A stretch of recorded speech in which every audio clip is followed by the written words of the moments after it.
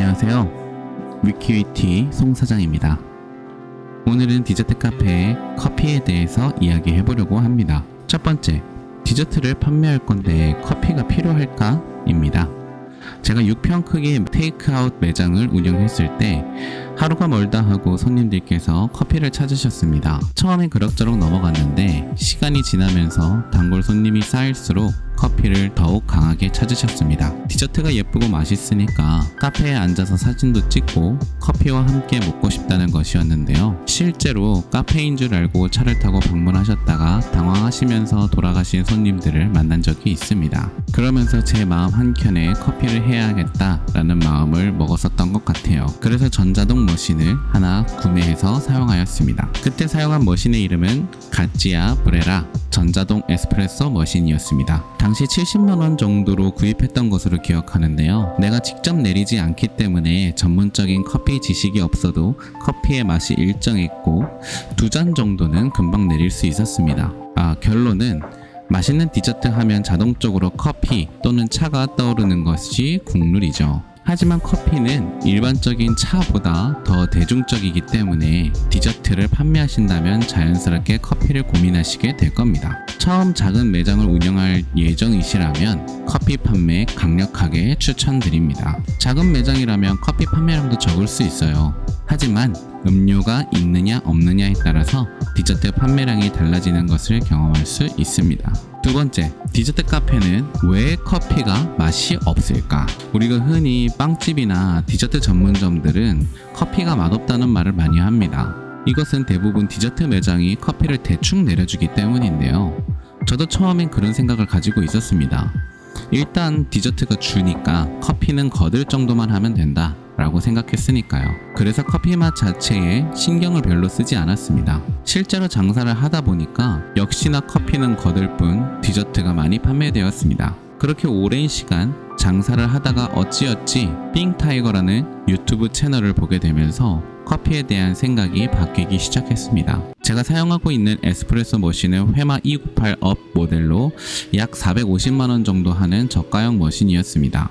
아무리 저가형이어도 400만원이 넘는 머신이기 때문에 웬만한 원두는 다 맛있게 내릴 수 있는 머신이었더라고요. 대부분 사장님들께서 이 정도 가격의 머신을 사용하고 계실 거라고 생각합니다. 그리고 제가 사용하던 원두 자체도 싼 원두가 아니라 고급 원두를 사용하고 있었어요. 생각해보니까 나만 커피 실력이 갖춰지면 돈을 전혀 들이지 않고도 훨씬 높은 퀄리티의 맛있는 커피를 고객님들께 제공할 수 있겠다라고 생각했습니다. 더 나아가서 디저트 카페 커피가 맛없는 이유는 디저트에 집중하느라 커피를 배우지 못한 사장님들이 많다는 것임을 깨닫게 되었어요. 디저트 하면 커피가 떠오르듯이 커피 하면 또한 디저트가 떠오릅니다. 조금만 더 생각해보면 서로의 장점을 극대화시켜줄 수 있는 세트와 같은 품목들이죠. 이런 기가 막힌 조합을 놓칠 이유가 없죠. 디저트가 맛있어서 그 매장에서 커피와 함께 먹었는데 커피가 맛있네?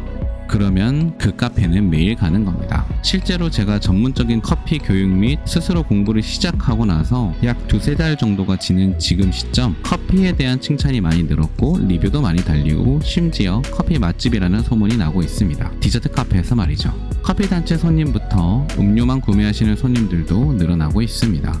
그 시너지 효과로 커피 2잔 정도 시키고 디저트 1개 정도는 기본으로 시키십니다. 이 이야기를 길게 하는 이유는 커피를 판매하실 생각이 있으시다면 대충 내려서 팔지 마시고 꼭 에스프레소를 내리는 기본 교육이라도 받은 다음에 판매하시기를 강력 추천드리기 위해서입니다. 만약 배울 곳이 없거나 시간이 없거나 돈이 없으신 분들께는 유튜브를 통해서 기본을 다지시는 것도 추천드립니다. 커피 관련 유튜브를 추천을 좀 드리자면 사군 카페인, 바리스타 박승규, 삥타이거, 안스타, 커피남자 등을 추천드립니다. 그 외에도 많은 커피 관련 유튜버들이 계시지만 기본기를 다지기에는 지금 추천드린 분들만 보아도 충분할 거라 생각이 듭니다. 나중에 커피 유튜버 및 바리스타에 대한 생각도 영상으로 소개해드릴 예정이니까 그때 자세하게 다뤄보도록 하겠습니다. 다시 본론으로 돌아와서 아무리 디저트 전문점이라도 커피 실력이 뒷받침되면 다른 매장과의 차별성을 가질 수 있고 분명히 매출 상승의 경험을 하실 수 있게 될 겁니다.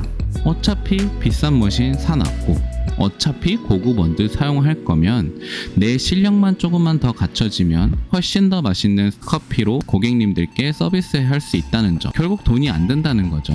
가성비 최고입니다. 꼭 명심하시면 도움이 되실 것 같네요. 그럼 세 번째, 그럼 커피를 제대로 내리려면 어느 정도까지 배워야 할까? 제 생각에는 몇 가지만 주의하신다면 충분히 괜찮은 퀄리티의 에스프레소를 내릴 수 있을 거라고 생각이 드는데요. 사실 커피라는 것이 커피 한 잔을 내리는데 엄청나게 많은 변수를 가지고 있습니다. 대충 나열해 보자면 물의 온도, 머신의 압력, 커피 분쇄도, 템핑 방법, 원두의 종류, 분쇄한 원두의 양, 커피를 내리는 도구의 종류, 정수 필터의 종류 등등. 벌써 머리 아프죠? 정말 많은 변수를 가지고 있습니다. 그렇기 때문에 다양한 원두를 맛있게 내릴 수 있는 바리스타라는 직업이 있는 거고요. 그럼 우리는 어떻게 해야 할까요? 사실 저 정도 변수를 통제하면서 판매하실 정도라면 커피 전문점 에스프레소 바를 운영하실 수 있을 거라고 생각해요. 하지만 우리는 디저트를 전문으로 하기 때문에 최소한의 노동이 들어가면서 맛있는 커피를 뽑아야 합니다. 그럼 저는 어떻게 하고 있냐? 예시를 들면 좋을 것 같네요. 가장 먼저 맛있는 원두를 선정하는 겁니다. 원두의 스타일을 잘 정하셔야 돼요. 다양한 커피가 있겠지만 저는 커피에서는 크게 두 가지로 나눠진다고 생각해요. 산미가 있으면서 과일향이 나고 산뜻한 또는 가벼운 커피의 스타일을 팔 것인지, 다크하면서 무겁고 초콜릿 향이 나면서 쓴맛이 나는 커피를 팔 건지, 제가 팔고 있는 디저트와 어울릴 만한 맛을 상상하고 원두 업체에 원두를 추천해 달라고 하시면 됩니다. 내가 판매하는 디저트를 이제 맡길 로스터 분에게 맛보여주면 더 좋고요. 그리고 원두 업체, 원두를 볶는 사람이죠. 로스터에게 처음 세팅 및 사용법을 상세히 알려달라고 하세요. 커피를 어떤 스타일로 볶았는지 물어보려면 좀 있어 보이게 이 원두의 로스팅 포인트를 알 수 있을까요? 라고 물어보시면 잘 알려주실 겁니다. 그 다음부터는 우리들의 몫인데 도구를 몇 가지 구매하셔야 돼요. 가장 먼저 저울을 구매하시기 바랍니다. 사실 다른 저울들 그냥 다 패스하시고 자금이 조금 되신다면 추천드리는 저울은 타임모어 저울입니다. 수입해서 구매하시면 조금 더 싸거든요. 0.1g까지 측정 가능한 저울을 사용하세요. 커피는 0.1g 차이도 맛에 영향을 주거든요. 매번 원두를 대충 담지 마시고 로스터가 추천한 그램 수가 있을 거예요. 예를 들어 대부분 18에서 22g까지 담거든요. 저희는 20g으로 맞추었습니다. 그리고 그 그램에 맞는 바스켓을 구매하셔야 돼요. 바스켓이란 분쇄한 커피를 담는 그릇이라고 보면 되는데요. 대부분 순정 상태의 바스켓은 18g 정도로 제공이 되는 것 같아요. 저희는 20g을 쓰기 때문에 22g짜리 바스켓과 그것을 끼울 수 있는 포터 필터를 다시 구매해서 사용했습니다. 크게 두 가지의 스타일의 바스켓이 있는데 IMS와 VST입니다. 대부분 디저트 매장에는 다크한 커피를 판매하길 원하시기 때문에 저는 그냥 IMS 바스켓을 쓰라고 권유하고 싶네요. 언젠가 이것에 대해서도 상세한 내용을 설명해 드릴 것 같습니다. 지금 설명하면 여러분 하품하면서 영상 끌 거잖아요. 그죠? 마지막으로 커피의 분쇄도입니다. 사실 저는 커피 분쇄도만 거의 바꾸는 편이에요. 우리는 바리스타가 아니기 때문에 최소한의 변수만 움직여서 어렵지 않게 모든 세팅을 마친 후에 커피 분쇄도만 조절해 나가는 것을 강력하게 추천드립니다. 예를 들어 원두의 종류, 원두의 양, 물의 온도, 머신의 압력 등 이런 것들은 다 정해져 있어요. 처음 세팅할 때만 잘 보면 되거든요. 우리가 쉽게 바꿀 수 있는 거는 커피의 분쇄도입니다. 커피를 가늘게 할 건지 커피를 굵게 갈 건지 이거를 통제하면은 대부분의 커피 맛을 잡을 수가 있어요. 이렇게 몇 가지의 상황만 건드려도 커피의 맛이 기본은 하게 될 겁니다. 커피는 어렵게 생각하면 어렵고 쉽게 생각하면 정말 쉬워요. 커피가 얼마나 많은 변수를 일정하게 통제해낼 수 있느냐에 따라서 맛의 디테일이 달라지는 분야입니다. 하지만 대중이 원하는 맛이 어느 정도는 딱 정해져 있는데요. 그 포인트를 잘 알아내는 것이 중요한 것 같아요. 나의 디저트에는 어떤 커피가 어울리지 잘 상상해 보시면서 영상을 마무리하시면 좋겠네요. 언젠가 커피에 대해서도 더 깊게 자세하게 영상에서 다루도록 하겠습니다. 지금은 저도 커피짬이 별로 안 돼서 이 정도까지밖에 말씀드릴 수가 없네요. 오늘 영상은 여기까지고요. 다음에도 빠른 시일 내에 좋은 영상들을 가지고 여러분 찾아뵙도록 하겠습니다. 오늘도 달달한 하루 보내세요.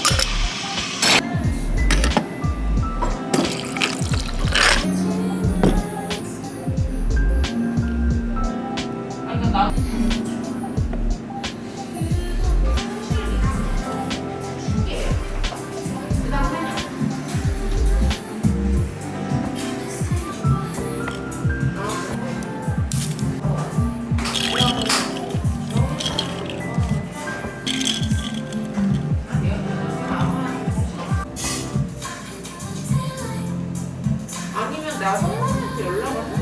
성남이가 성실 나거든? 조성남